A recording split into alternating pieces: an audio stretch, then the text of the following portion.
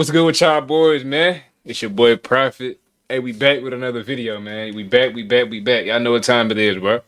Now, somebody sent me this video in my DM on Instagram. If y'all want to send me videos to react to, hit me on Instagram. The shit gonna be right here on the bottom of the screen. You know what I'm saying? And I ain't gonna lie. Ain't nobody sent me this video. I ain't gonna lie to y'all. But I seen it on the For You page, on the home page, and so I'm like, let me go and react to this shit. It say how Andrew Tate got rich. And if y'all know anything about Andrew Tate, bro ran up crazy M's in a short amount of time. The nigga was going crazy back in like a year or two ago and some shit. So we finna check it out how he got rich. You know what I'm saying? We're gonna break this shit down and you know what I'm saying? We're gonna check it out. Let's do it. I first made my millions of dollars. The first time I ever became a millionaire was with Webcam Studio. Oh, really? I didn't know that. Yeah, this is how I first ever made money. I mean, I was a kickboxing world champion, but kickboxing's not boxing, right? Yeah. So I'd make like $100,000 a fight. You fight 2 or 3 times a year. You pay 20% to your manager. You pay taxes, but you're not rich.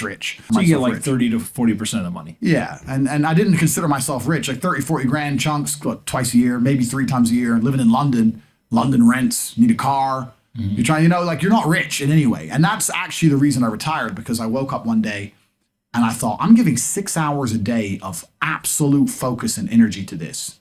And I believe I'm smart enough that if I put that much tenacity into something else, I can be a multimillionaire. I truly. Hey, that's the thing though. Niggas be this thing about that fight and that combat sports and shit. Unless you like a mainstream boxer, that fighting shit don't pay no bills, bro.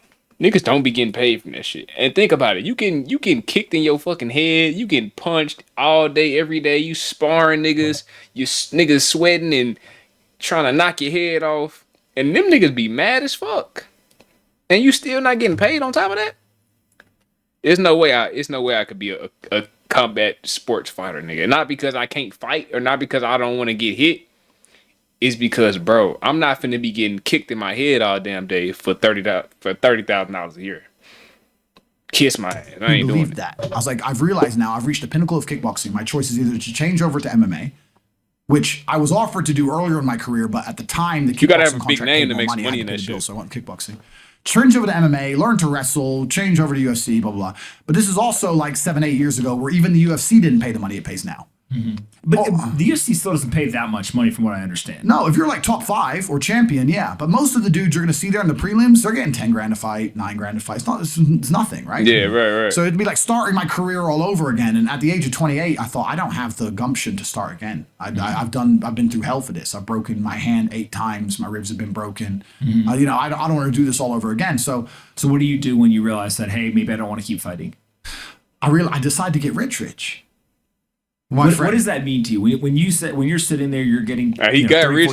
I say that he got fucking rich for shit show. Is rich to you like, hey, I want a couple $100,000, $1 million, $20 million, $1 billion? I want 30 or 40,000 every month. 30 or 40,000 every month, so about $500,000 a year, give or take. Okay. I thought if I had that much money, I could do whatever I wanted. Okay. That's what I decided. So what's step 1 that you do? So step 1 is, maybe that's how we ended up here together, my friend. Step 1 is decided to be very logical about it. Chess player, right? So it's like, I want money. What? That's low key the goal though. You know what I'm saying? You want enough money to where you just don't got to think about shit, where you can just pay for shit and you ain't got to think about it. You know what I'm saying? And 20 to 30, I ain't gonna lie, after 20, I feel like that's when you start hitting that shit. Like 30 to 40, you make it 30 to 40 a month, you can buy really whatever the fuck you want to at that point on, bro. What is money? How do banks work? How does credit work? What's fractional reserve banking? All these things we now know to be the biggest cons of the century, right? So I'm sitting there researching money for days and days and days. And then I get more mad because I'm like, whoa, money's trash and I don't have any. Now I'm really annoyed, right? I thought like everyone else did that, everyone puts their money in the bank and the bank takes some of other people's money and lends it out. I didn't know they invented it from the sky. I still at that point thought money was into gold. Bro. I didn't know nothing. Fuck. So I'm learning all this stuff and I'm getting really angry. I'm like, now this is really annoying me.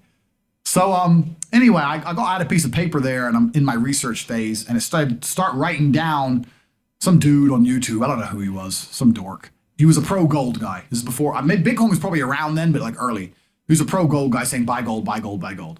And he was saying the difference between an asset, a liability, et cetera, et cetera.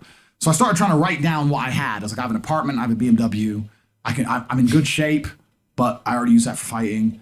What can I do? I can play chess. I'm just writing down the things I have and what I'm good at. And then I kind of realized, I was like, I've got like 8 girlfriends. But because I was traveling the world, and if you win, you get a ring girl. It's kind of like she's banging the winner, right? You win a world title, you get to choose the ring girl you want. It's pretty easy, right? So I had a girlfriend in Slovakia, I had a girlfriend in France, I had a girlfriend in England, all these girlfriends. Do they know about each other? No. Okay. But they find out pretty soon. So I had all these girlfriends, so I'm like, maybe I could open a strip club and like be a pimp, and, be a gangster about it, And then that opening strip club that's literally the first thing you thought about was to open a strip club? Well, I thought, I have these beautiful girls. How can this is before like Twitch existed. So I was like, what can I do with these hot girls? I was like, it's just an asset, right? There's these girls, and a lot of them were messaging me. They thought I was this millionaire world champion. They all wanted to come London, live with me, and thought I was a big boy millionaire and all this stuff. So it's like they do because of social media. Well, partially because of that, and also because they met me. I turn up, I fight, I win the world title, I leave. We're texting each other. They assume I'm this big boy, right? So I'm kind of like, what am I going to do? What am I going to do? I thought, man, I investigated strip clubs, way too much money. But this asset class of beautiful women was kind of on my mind for a few days. And then by absolute coincidence, I stumbled upon somewhere on the internet. I was on one of those websites where you used to download like free games and bullshit from. And in the corner somewhere it said, hot girls want to talk to you now or something. I said, hot girls. So I clicked on that, not because I was interested, but because I thought I have hot girls. And it was one of those webcam websites. And I was like, shit. So these girls sit here and talk to dudes for money. So I'm going to get my girls to sit. And they're naked. They're just talking. How does it work? It's 50-50. I mean, it depends on the girl, depends what she wants to do. But the majority of the job is not based around being naked. The majority of the job is based around being entertaining and being easy to talk to. And the guys who are talking to you need to find you, that you need to remember their name, remember their dog. Bro, let me tell y'all this shit. That business, it's a damn near 100 million, if not $1 billion business, bro. You know how many horny ass, lonely ass niggas it is out there that will literally pay a bitch instead of actually getting out, going to a bar or you know what I'm saying, going to a function and talking to some hoes. Niggas will really rather sit in a crib and talk to a bitch online all fucking day. And they'll never meet the bitch. But they'll sit here and pay the bitch bills. They'll sit here and send her money and pay for her hair and nails and all this shit. They ain't never even touched the bitch, never even seen the bitch in real life. Can you believe that shit, bro? And bro, it's really girls out here that's really doing that shit and making a killing, bro. All these OnlyFans hoes, that's all they doing. They just pimping these niggas, bro. It's sad, bro. It's sad, but at the same time, if a nigga gonna spend that bread, if a nigga gonna spend a bag like that, if a nigga gonna be a duck, I commend the bitches, the females that's doing it. I gotta stop saying bitches. I commend the females that are doing that. You feel me? Like, name. You have to be smart. You can't just be a girl and be a bimbo and be naked and make money. You have to be really smart, charming, interesting, happy all the time, positive. Mm-hmm. And I thought, I'm gonna try this. So I messaged all 5 of my girlfriends, told them I had a job for them, explained to them what I was gonna do. I was gonna launch this company. 4 of them agreed. All 4 flew in, sat around the same table. They're all like, who's she, who's she, who's she? I'm like, well, you're all my girlfriends. 2 more left. And then 2 stayed. And that was the beginning of my little attempt at a webcam empire. And I put the girls there. And my role in it all was I did all the tech side of stuff, which is the first thing, of course. And then also, and I get called a pimp a lot, and the reason I use the term is because I don't see it as a negative term. I see it as positively inspirational and motivating person. I'd motivate the girls. I'd make sure they did their job properly. If they had a bad day online, I'd come up with a good excuse for them. Oh, it's been a football game. It's been really busy. Don't worry. You're so beautiful. Don't be upset. You did better than her. You did the best today. I keep everything organized, put the schedules together, all that kind of stuff. And is it hard? It's hard because women have to want to work for you. Okay. Women have to want to obey you.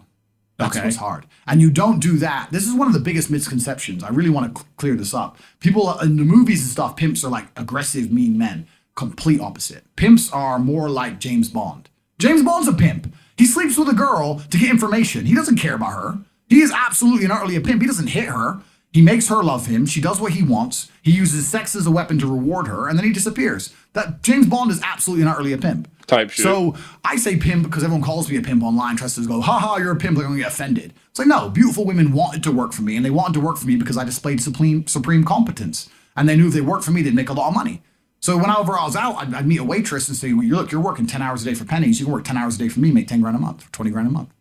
And over time, I just built up this big little empire of webcam girls. At one point, I had 4 locations, 75 girls working for me. And I was doing. And we say locations like 4 locations, 75 girls. God damn. Now he just said each girl can make anywhere from 10 to 20K a month, right? So if we do 475 times, let's just say 15,000. That's $1 million a month, bro. $1 million a month off some webcam hoes. I might have to try that shit. explain what goes into a location. I just rent houses. All right, so you rent a house, and in the house, you just literally, hey, go live here. There's like technology set up, and then you can basically just sit in front of the computer and literally be on the other end of one of these webcams. And guys are paying by the minute, by the hour, or whatever, to talk to you. It's their choice whether they are doing it fully clothed, just talking, getting naked, whatever, and then you're taking some cut of it. Yeah, basically. So I had girls who would live in the house, and that was pretty impressive. I just broke down the webcam business. Bang, you done it, man. You nailed it. No background information. Yeah, you nailed it. You nailed it. You nailed it. So the girls who lived in the house would have set amount of hours they want to do, and then we'd have rooms that they could book in and do X amount of hours. A girl could come and do one a week or whatever. We'd have rooms they could share. And then, very much exactly like you said. They'd go online, they'd do their hours, they'd have their regular customers, they'd get their money. And then I'd take around half of the money, around 50%. You take 50%. Around 50%. Okay. Is that high or low compared to the rest of the Well, industry? I'll tell you why it's very low. It's low because every time a girl would quit and try and do it by herself, she'd make a fraction of the money overall because she hasn't got the instruction, she hasn't got the motivation, she's just lazy with it, right? And women have a very different mentality to money than men. If you show a woman how to make $1,000 in an hour, she'll think, I only have to work an hour a week. Whereas if you show a man how to make $1,000 an hour, he thinks, I can make $18,000 a day. That's the difference between us. So if I had a girl working for me making $20,000, Hater love Andrew Tate, bro. The man know what he talking about. Got 10, I got 10. If she quit, she'd make 3 for herself. But let me know what y'all think about this shit, man. Let me know what y'all think about the video. You know what I'm saying? I'm gonna see y'all boys in the next one, man. We gone. Yeah.